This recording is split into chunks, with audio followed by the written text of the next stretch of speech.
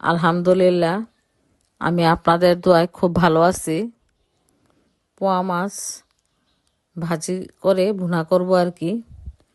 তাই প্রথমে পেঁয়াজটাকে ভেজে নিচ্ছি বাদামি হওয়া অবধি পর্যন্ত। পোয়া মাছটাকে কিন্তু আমি পরিষ্কার করে ধুয়ে একটু লবণ হলুদ মেখে ভেজে নিয়েছি আগে। পেঁয়াজটা ভাজা হয়ে গিয়েছে। পেঁয়াজের মধ্যে আমি সামান্য রসুন বাটা, আদা বাটা দিয়েছি সামান্য পরিমাণে, যেহেতু মাছ অত বেশি দিতে হবে না আদা বাটা। অল্প পরিমাণে আদা বাটা, মরিচ গুঁড়ো, হলুদ গুঁড়ো, লবণ, সামান্য কাঁচা জিরা বাটা দিয়ে এখন মশলাটাকে ভালো করে কষিয়ে নিচ্ছি। মশলাটা কষানো হয়ে গেলে ভাজা মাছটা দিয়ে দেবো আর কি। এর মধ্যে আমি কিন্তু একটু সামান্য শাক বাটা দিয়েছি। শাক বাটা হচ্ছে একটু রসুন আর পেঁয়াজ ভেজে সাথে একটু জিরা ভেজে বেটে দিলেই কিন্তু তরকারির স্বাদটা কিন্তু অনেকটা বেড়ে যায়। আমি দেই মাছে বা গোস্তের মধ্যেও দেই।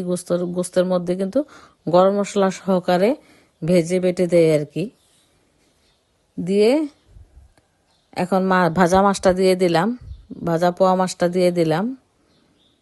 দিয়ে কিছুক্ষণ অপেক্ষা করব যাতে মাছটা একটু ভালো মতো হয় আর কি।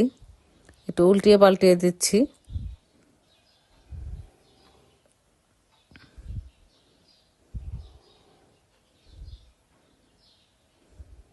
পোয়া মাছ যেহেতু একটু নরম মাছ, এই জন্য যখন ভেজেছিলাম তখন একটু ভালো করেই ভেজেছিলাম। আর টমেটো দিয়ে যেহেতু মানে ভুনাটা করব, টমেটোটাকেও একটু বড় বড় করে পিস করে কেটে সামান্য লবণ এবং হলুদ মেখে টমেটোটাকেও মাছের মতো করে একটু হালকা ভেজে নিয়েছি আমি।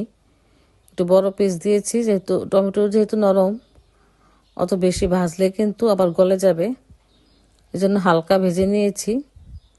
এখন মাছটা প্রায় হয়ে আসলে ভাজা টমেটোটা দিয়ে দিব আর কি। পোয়া মাছ কষিয়ে টমেটো দিয়ে রান্না করলে কিন্তু একরকম মজা, আর ভেজে এভাবে টমেটো দিয়ে ভুনা করলে আরেক রকম মজা। এই যে ভাজা টমেটোটা এখন আমি দিয়ে দিলাম। মাছটা প্রায় হয়ে এসেছে। যেহেতু নরম মাছ বেশি সময় লাগবে না।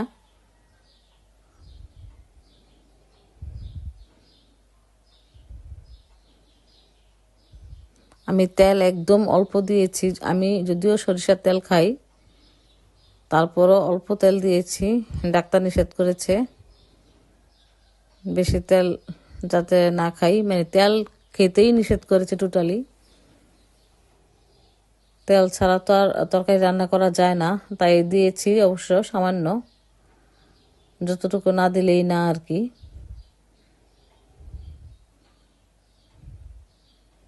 এখন কিছুক্ষণ অপেক্ষা করব যাতে টমেটোটা এবং মাছটা ভালো মতো হয়ে আসে।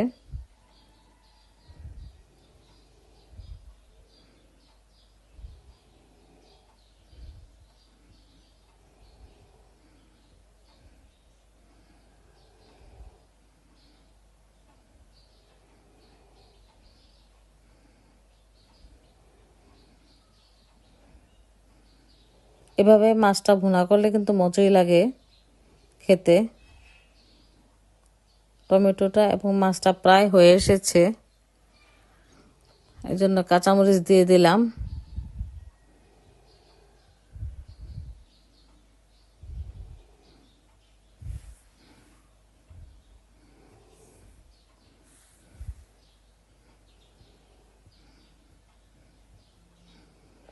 কাঁচামরিচ দিয়ে কিছুক্ষণ অপেক্ষা করব যাতে কাঁচামরিচের যে ফ্লেভারটা এটা বের হতে পারে।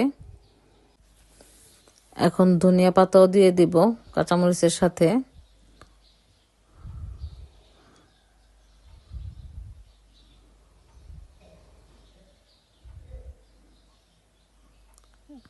কাঁচামরিচ এবং ধনিয়া পাতা দেওয়ার পরে কিছুক্ষণ অপেক্ষা করব যাতে কাঁচামরিচ এবং ধনিয়া পাতার ফ্লেভারটা পুরোপুরি বের হতে পারে। আমার ঘরের পাশে বারান্দায় চড়ুই পাখি বাসা বেঁধেছে, ডিমও পেড়েছে, বাচ্চাও ফুটিয়েছে। আপনারা শুনতে পাচ্ছেন কিনা জানি না। প্রতিদিন ভোর থেকে শুরু করে দুপুর অবধি পর্যন্ত এই চড়ুই পাখি ডাক আমি শুনি। আবার আসরের পর থেকে শুরু হয়, মাগরিবের অবধি পর্যন্ত আর কি। ভালোই লাগে আমার কাছে পাখির শব্দ শুনতে, কিচিরমিচির শব্দ আর কি। তরকারিটা প্রায় হয়ে এসেছে, একদম মাখা মাখা ঝোল করব আর কি, যেহেতু মানে ভাজি মাছ আর কি। মাখা মাখা ঝোল হবে আর কি একবারে। প্রায় হয়ে এসেছে।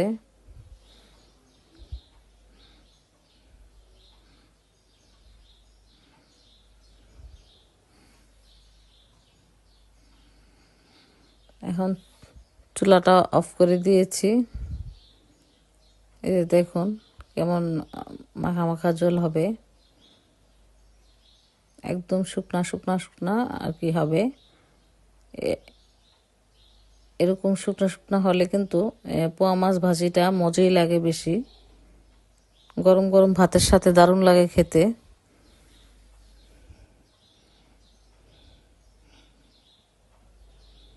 এখন নামিয়ে পরিবেশন করব।